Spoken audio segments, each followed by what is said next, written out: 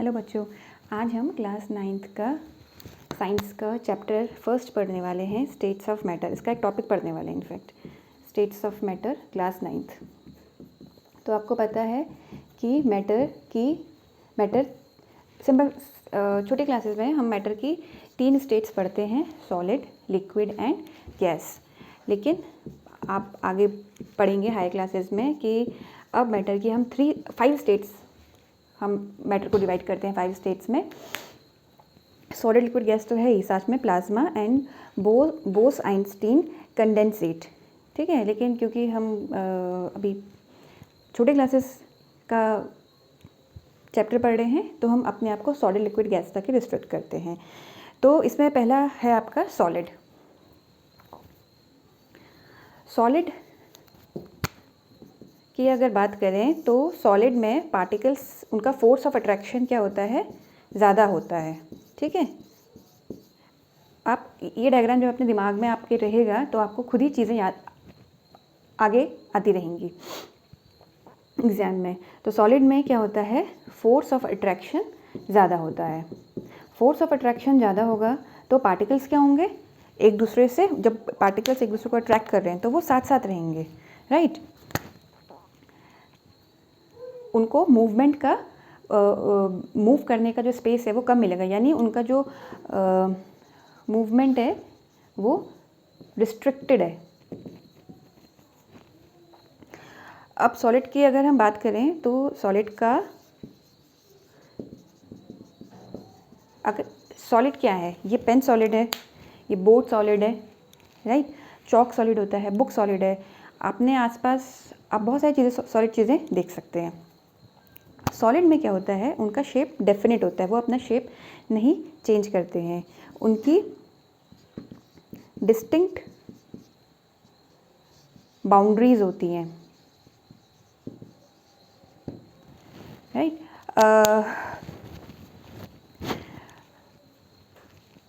अगर मैं इस पेन की बात करूं तो इसकी अपनी इसकी डिस्टिंक्ट बाउंड्रीज हैं, इस बोर्ड की अपनी डिस्टिंक्ट बाउंड्रीज हैं, ठीक है। तो सिमिलरली जो और सॉलिड होते हैं उनकी अपनी अपनी डिस्टिंक्ट बाउंड्रीज होती हैं, डेफिनेट शेप होता है, उनका वॉल्यूम फिक्स्ड होता है, आप उसको कहीं भी रखिए उनका वॉल्यूम वही रहेगा, ठीक है। और उनकी कॉम्प्रेसिबिलिटी, यानी उनको कॉम्प्रेसिबिलिटी मतलब आप उसको कितना कॉम्प्रेस कर सकते हैं, कितना दबा सकते हैं, वो नेग्लिजिबल होती है। आप उनको ज़्यादा कॉम्प्रेस नहीं कर पाएंगे, और इनफैक्ट आपने उनको ज़्यादा फोर्स अगर लगाया, आपने ज़्यादा फोर्स से उनको कॉम्प्रेस करने की कोशिश करी तो वो टूट जाएंगे, वो रिजिड होते हैं। रिजिड मतलब अगर आप उसमें एक्सटर्नल फोर्स लगाते हैं तो वो अपनी शेप को चेंज नहीं करना चाहता है, राइट। वो अपनी शेप को मेंटेन करना चाहता है, there is a tendency to maintain its shape, ठीक है। और ज़्यादा फोर्स लगाएंगे तो वो टूट जाएगा, इसलिए वो रिजिड होते हैं। अब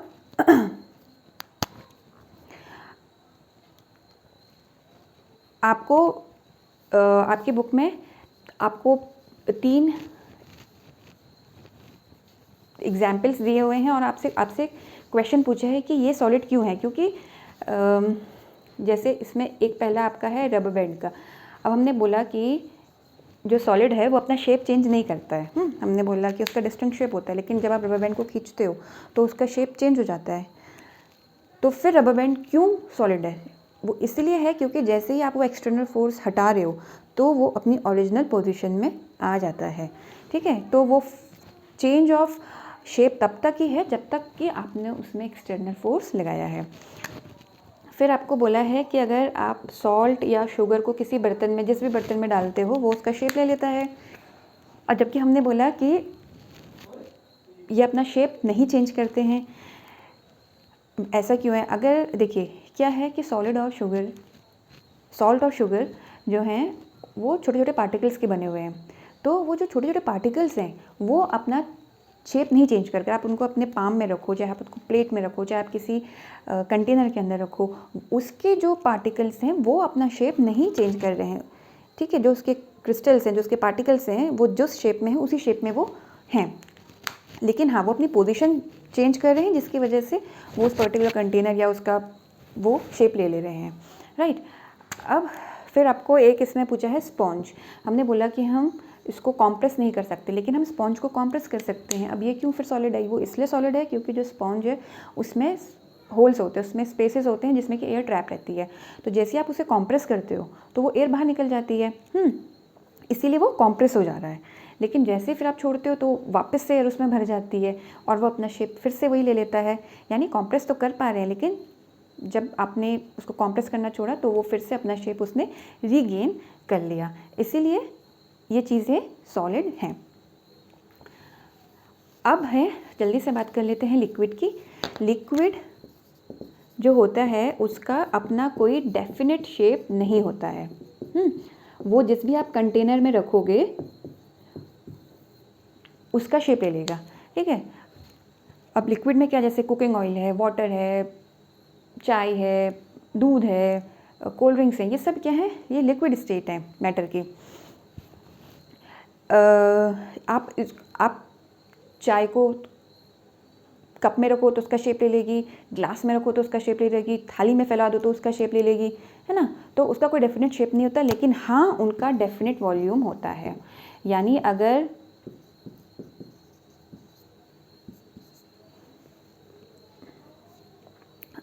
10 ml आप 20 ml आपके पास कोई लिक्विड है, सपोज 20 ml आपके पास कोल्ड ड्रिंक है, तो आप उसको किसी भी बर्तन में रखो, उसका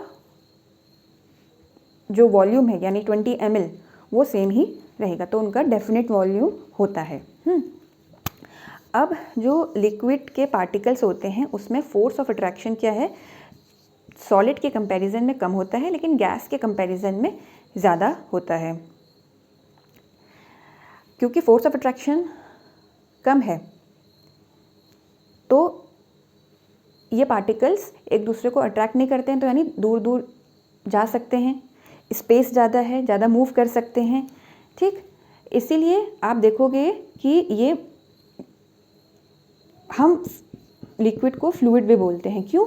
क्योंकि पहला तो इसका कोई शेप नहीं होता है, दूसरा ये फ्लो करते हैं, ठीक है। इसीलिए हम लिक्विड को फ्लूइड भी कहते हैं। अब इसमें आपने उसके बाद आपको 2 एक्टिविटी दी हुई हैं आपकी बुक में, तो जिसमें आपको कहा गया है कि किसी बीकर में आपने पानी रखा, उसमें आपने कॉपर सल्फेट या KMnO4 के यानी पोटेशियम परमैंगनेट के आपने क्रिस्टल्स डाले। तो जब आप इसमें पोटेशियम परमैंगनेट के क्रिस्टल्स डालते हैं तो ये पानी क्या हो जाता है? पिंक हो जाता है। या CSO4 डालोगे तो ये ब्लू हो जाएगा। अब ये ऐसा क्यों हुआ? यानी जो KMnO4 के क्रिस्टल्स है वो पूरे पानी में जो हैं डिस्ट्रीब्यूट हो गए हैं, डिफ्यूज़ हो गए हैं, यानी सॉलिड लिक्विड में डिफ्यूज़ हो सकते हैं। ऐसे ही दूसरी एक्टिविटी में आपसे बोला है कि बीकर में आप पानी रखिए और उसमें हनी डालिए, या फिर आप कोई इंक डालिए, चाहे ब्लू इंक डालिए चाहे रेड इंक डालिए, पर हाँ कलर्ड इंक डालिए, तो आप थोड़ी देर में देखोगे कि ये पूरा पानी भी जो है ब्लू हो जाएगा। यानी जो आपकी ब्लू इंक है वो एक लिक्विड है, ये पानी आपका एक लिक्विड है, यानी लिक्विड में क्या हो गया है? डिफ्यूज़ हो गया है। सिमिलरली गैसेस भी जो हैं वो लिक्विड में डिफ्यूज़ और डिज़ोल्व हो जाती हैं। अब ये क्यों इंपॉर्टेंट है? ये आपसे पूछा जा सकता है कि गैस का लिक्विड में डिफ्यूज़ और डिज़ोल्व होना क्यों इंपॉर्टेंट है? वो इसलिए इंपॉर्टेंट है क्योंकि आप देखते हो कि हमारे जो अर्थ है उसमें 70% क्या है? पानी है, और वहाँ भी लाइफ है, एक्वेटिक लाइफ है, चाहे प्लांट्स हो चाहे एनिमल्स हो। तो उनको भी ऑक्सीजन और कार्बन डाइऑक्साइड 2 मेन गैसेस हैं जिनकी उनको ज़रूरत है ताकि वो रेस्पिरेशन कर सकें, है ना। और कार्बन डाइऑक्साइड फॉर फोटोसिंथेसिस। तो अगर ऐसा नहीं होता तो हमारी एक्वेटिक लाइफ नहीं होती, ठीक है। तो यानी गैस भी जो है वो लिक्विड में डिफ्यूज़ और डिज़ोल्व होती है।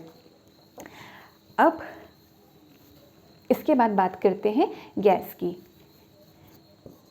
गैस में फोर्स ऑफ अट्रैक्शन बहुत कम होता है, ठीक है। पार्टिकल्स बहुत रैंडमली दूर दूर भाग रहे हैं क्योंकि फोर्स ऑफ अट्रैक्शन कम है, दूर दूर भाग रहे हैं। और गैस आप जिस भी कंटेनर में रखें उसका वो वॉल्यूम ले लेगा। इसी गैस को आप इसमें रखो तो ये 5 ml गैस है, इसी को आप इसमें रख रहे हो तो ये 10 ml गैस है, ठीक है। तो इनका ना ही कोई शेप होता है और ना ही कोई डेफिनेट वॉल्यूम होता है। लेकिन ये कॉम्प्रेसिबिलिटी बहुत ज़्यादा होती है इनकी, यानी ये बहुत ज़्यादा आप इनको कॉम्प्रेस कर सकते हैं, कॉम्प्रेसिबिलिटी बहुत ज़्यादा होती है। आपको एक एक्टिविटी करने को दी है जिसमें आपको बोला है कि आप सपोज़ कोई आपके पास कोई सिरिंज है, ठीक है, इसके यहाँ पर आप एक रबर कॉर्क लगा लीजिए और यहाँ पिस्टन है। अब आपसे बोला है कि पहले आप 3 सिरिंजेस लीजिए और इसके नोज़ल पे आप जो है रबर कॉर्क से इसको एयर टाइट कर लीजिए, ठीक है।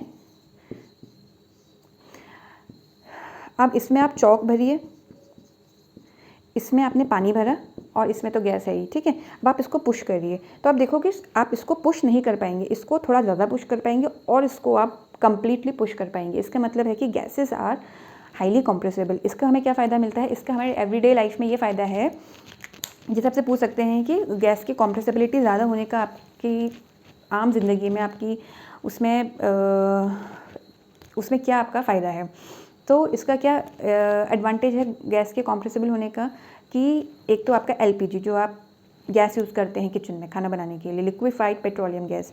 दूसरा सीएनजी, वो भी कॉम्प्रेस, अगर गैस कॉम्प्रेस नहीं होती आप सीएनजी होती ही नहीं।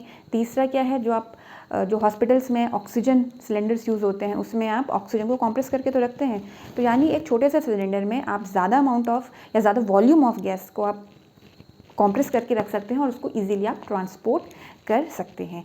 तो ये था गैस का, ठीक है। तो हमने 3 स्टेट्स पढ़ी, सॉलिड, लिक्विड एंड गैस। और बहुत छोटा छोटा सा टॉपिक आपकी क्लास 9th में है, लेकिन जैसे आप हाई क्लासेस में जाएंगे तो ये टॉपिक और वाइड होते रहेंगे। तो इसके बाद हम इसी चैप्टर के और वीडियोस बाद में डालूँगी। तो तब तक के लिए बाय।